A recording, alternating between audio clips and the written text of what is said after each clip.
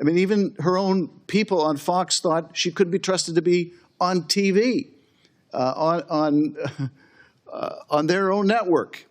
And after the show was briefly taken off the air, Fox News producer Justin Wells described, they took her off because she was crazy. Optics are bad, but she's crazy. Well, her own executive producer also described her as nuts. Are we going to put someone that even Fox, and I'm not a particular fan of Fox, but even Fox thought was crazy, nuts, couldn't be trusted on live television? We're going to trust her with the lives and liberty of people in the District of Columbia? Well, Adam Schiff is crying again, and this time it's because Trump is using the DOJ to actually clean house. Let's get right to the video. By showing you a couple clips. Let's watch them. That's outside the Capitol, yes, on January 6th, where you can hear someone yelling, kill him, kill him, kill him. Let's take another view from a different perspective.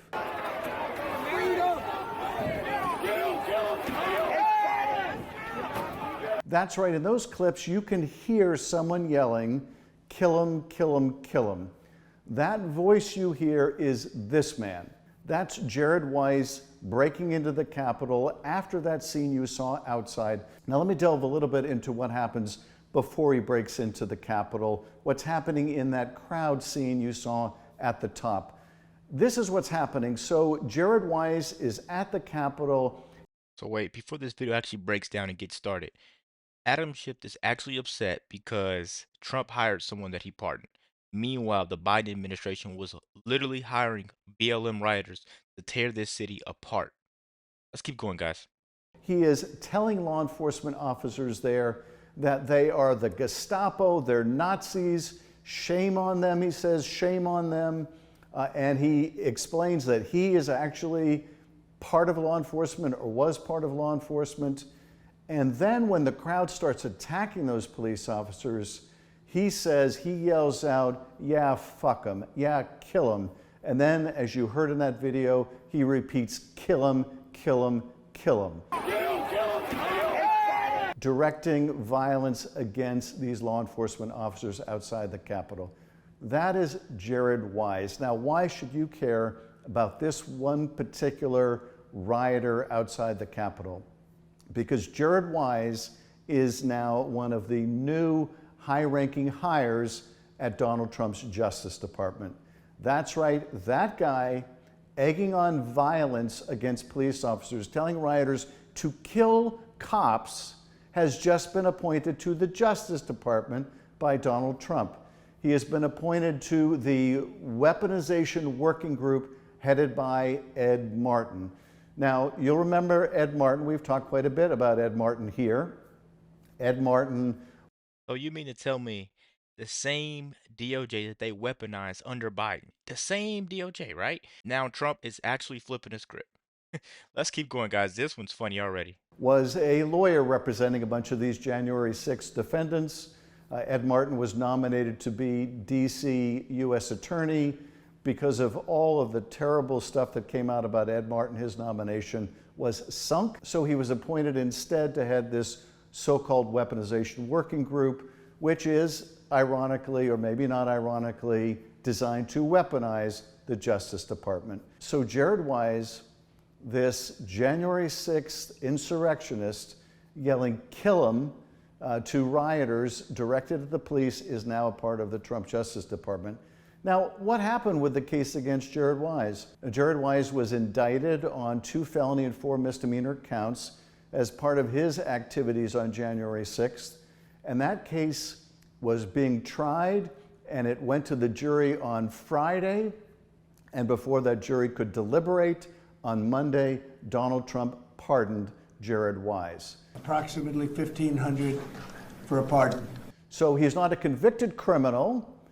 The case never actually got to go to conviction because of Donald Trump, but he is now. So you're telling me we're not even talking about a criminal anymore, right? Exactly. He's not a criminal anymore. So we're talking about a free man.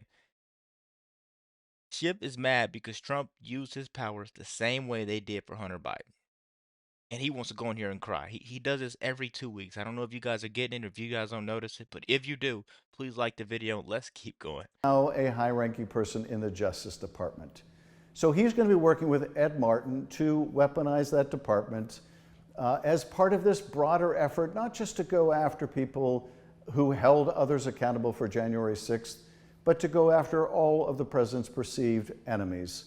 With respect to their efforts to rewrite history, they have purged the FBI. You'll remember that Kash Patel and Dan Bongino, among their first acts amid the top echelons of the FBI, was to fire a bunch of the top managers of the FBI who had anything to do with prosecutions of January 6th defendants.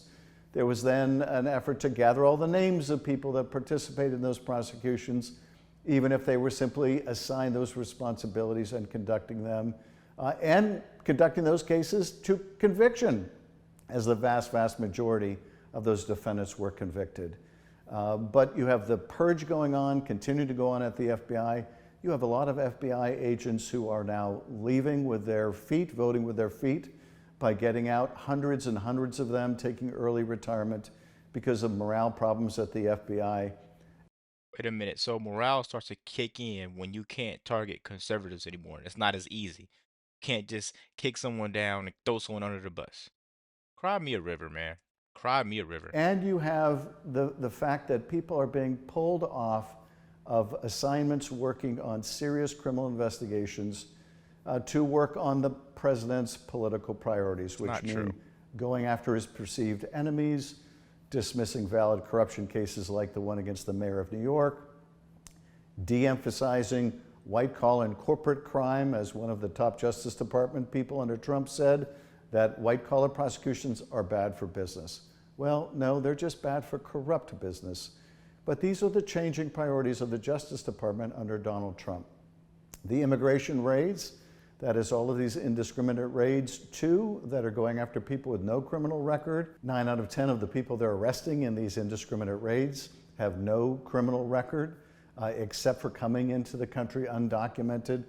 But they're being pulled away from child trafficking cases. They're being pulled away from drug cases.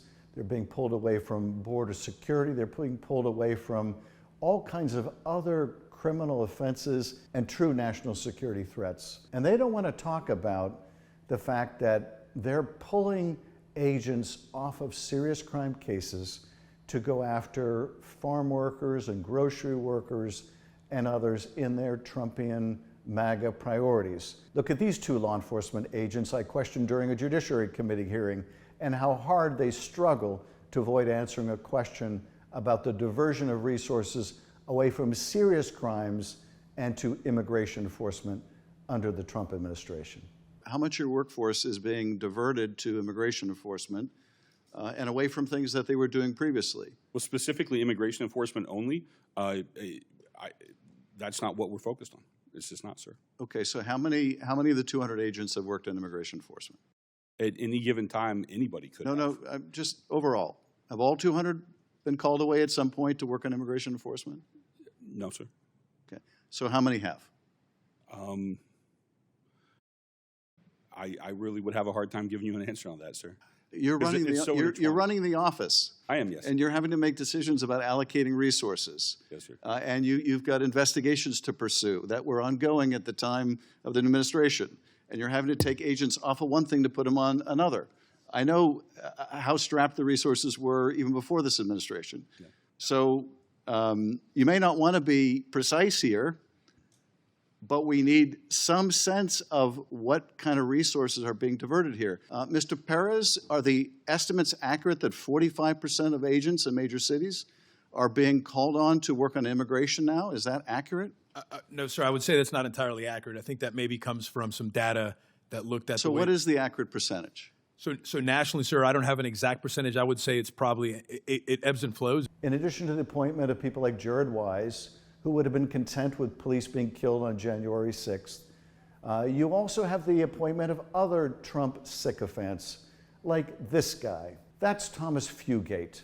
Thomas Fugate is a 22-year-old former Trump campaign advance person with no national security experience who is now heading the unit at the Department of Homeland Security responsible for trying to combat terrorism. That's right, we've got a 22-year-old intern.